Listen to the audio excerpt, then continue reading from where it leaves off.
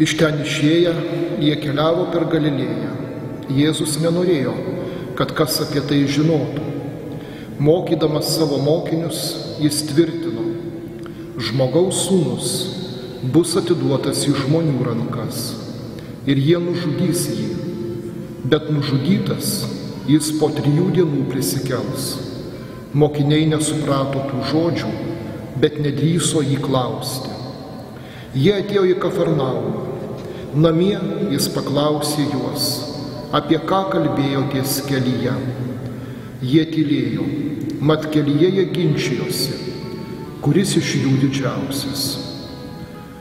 Atsisėdęs, jis pasišaukė 12 ir tarė: jei kas trokšta būti pirmas, tebūnie paskutinis ir visų tarnas.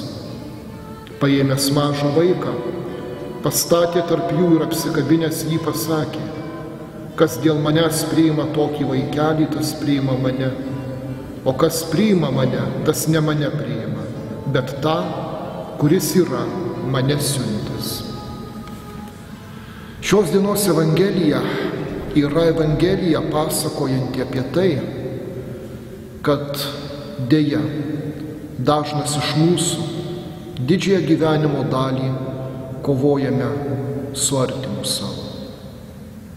Visai neseniai teko susidurti su pakankamai pagyvenusių žmonių organizacija, kurioje pagrindinis ginčas buvo, o kas ateinančių metų, 4 metų kadencijai taps pirmininku.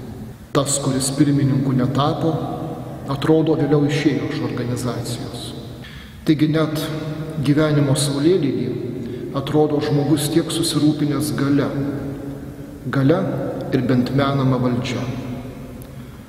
Patikėkit, tai nėra retas atvejis. Mes, žmonės, įpratę žiūrėti į horizontą. tą horizontą, kuris driekiasi ties žeme ir galiausiai su ja susijungia. Dievas mus moko žiūrėti ne į dangų, ne į debesis, bet pasilenkti šalia savęs, pamatyti mažesnį ir būti mažesniam. Jis, tapęs žmogumi, tapo visų mažiausių. Kas gali būti mažiau už katastrofą, iš kurios galėjo likti tik sunaikinimas be jokio atminimo, net be vardo. Kiek tokių buvo sunaikinta. Ir vis tik tai buvo didinga. Mes tą Jėzaus atliktą atpirkimą ant kryžiaus, būtent tą atpirkimą, apie kurį šiandien kalba šios dienos Evangelijoje, žmogus bus atiduotas į žmonių rankas ir jie nužudys jį, bet nužudytas jis po 3 dienų prisikels. Ta atpirkimą mes vadiname savo išlaisvinimu. Kartą girdėjau mokslingoj konferencijoje, filosofijos daktarė skaitė pranešimą apie menamą krikščionybę. Tas pranešimas kažkaip panašiai ir vadinosi. Kas būtų, jeigu būtų? Keistas žanras, istorikų nemėgstamas, bet filosofai kartais leidžia savo pasvarstyti. Ir ten buvo svarstoma, kas būtų, jeigu apaštalas Paulius, anot pranešėjos, nebūtų padaręs kryžiaus krikščionybės centru. O krikščionybės centru būtų virtę tiesiog Jėzaus gyvenimo modeliai ir jo trumpi pamokymai. Anot jos, krikščionybė prarastų kraujo kvapą, nebūtų buvę nei kryžiaus kelių, nei kryžiaus karų, nei inkvizicijų. Auka, kuri krikščionybėje tokia svarbi, taptų pasibjaurėtina ir liktų džiaugsmas ir žmogaus išaukštinimas, kuris per tokius vargus, anot pranešėjos, skinasi kelią sekuliariam humanizme. O aš galvoju, visa tai tiesiog yra melas. Krikščionybė niekada neaukština aukos. nieko bendro su masochizmu krikščionybė neturi. Vienintelis žodis, kurį galime ištart žiūrint į Kristų, yra meilė ir džiaugsmas. Ir katastrofa. Jo mažumas privedė iki kryžiaus. O kad ta katastrofa tapo didelė ir tokia svarbi, tai visai ne apaštalo Pauliaus nuopelnas. Jis tiesiog buvo šventosios dvasios įrankis paskelbti, jog nuo šiol visos mūsų katastrofos, mūsų karai, mūsų žudymai, mūsų nemeilė, mūsų neapykanta, visos yra atspindžiai tos Golgotos, kurioje Jėzus mirė už mus. Ne, tai nebuvo pati didžiausia žemėje kančia. Bet ten, kur yra didžiausios, didelės ir labai didelės kančios, mes jaučiam spindesį kryžiaus šviesos. Dievas mirė už mus tapęs žmogumi. Ir ta kryžiaus šviesa atsispindi tuose mūsų lūžiuose asmeninio ir visuomeninio gyvenimo, kuriuos mes vienaip ar kitaip iškenčiame. Jau nebeprasmiškai, bet tikėdami, kad Dievas būtent iš ten, iš tų netekčių, sukurs tokį naujumą, kuris duos impulsą naujam gyvenimui, naujai gyvybei, naujai kokybei, jeigu norite. Šiandien yra ypatinga diena. Evangelija tarsi tyčia parinkta tai dienai. Nors to ir taip ir nebuvo, niekas jos tyčia nerinko. Šiandien, rugsėjo 23, Lietuvos žydų genocido atminimo diena.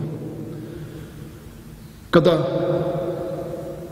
šitiek žmonių, vyrų, moterų, senelių, vaikų buvo nužudyti. Tai ištiko Dievo tautą. Dievo tautą, kuri nesuprato, kuri šiandien atrodo tiek daug ir tiek kartų apmąsto, kasgi atsitiko, kur buvo Dievas. Kur Dievas buvo tada, kai milijonus jo tautos žudė.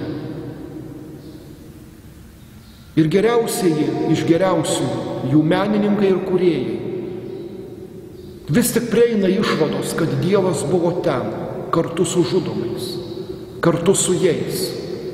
Anaip tol ne su budeliais, kurie pasipuošė diržais Dievas su mumis. Ir šiandien niekas neatsimena budelių vardų. Tų, kurie šaudė ir žudė, vieną kitą išsaugo istoriją. Bet vis labiau ir labiau atsimenam tuos, kurie buvo nužudyti. Vis labiau atsimenam tuos, kurie gelbėjo. Tai yra man kaip krikščioniui kryžiaus tiesos atšvaitai. Ten aš matau, kad net ir šitoj katastrofoje, holokauste, įvyko kažkas, ką galima pavadinti Dievo keliu, jo atkentėjimu. Tai nereiškia, kad tauta jo privalėjo kentėti. Ji kentėjo, nes toks buvo šėtono planas, kaip ir kažkada nužudyti Dievo sūnų. Ji kentėjo, bet net iš tos kančios Dievas sukuria kažką naujo. Radosi Izraelio valstybė ir galiausiai mes vis labiau imam suvokti, kad visi genocidai Armėnų, Ruandoje ar žudynės Sirijoje turi būti sustabdyti. Galiausiai mes imam suvokti, man kaip krikščioniui tai akivaizdu, kad kryžiuje slėpiningai glūdintys nusikaltimai tampa aukomis tam, kad ten tame kryžiuje prasidėtų prisikėlimas. Ir žydų tauta tą jaučia. Žydų tauta, kuri girdi Izaijo pranašystę, tačiau jis prisėmė mūsų negalias, savo užsikrovė mūsų skausmus. Jis buvo sužalotas dėl mūsų nusižengimų. Ant jo krito kirčiai už mūsų kaltes. Visi mes pakripome lyg avys, kiekvienas eidamas savo keliu, o Viešpats užkrovė jam mūsų visų kaltę.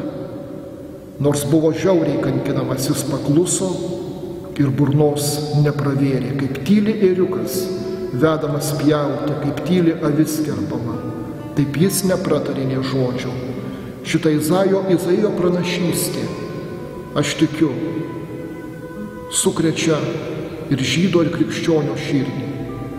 Ir čia Lietuvoje šiandien mes privalome melstis už tuos, kurie žuvo, bet privalome atsiminti. Dievas, Izraelio Dievas ir mūsų Dievas yra gyvenimo Dievas.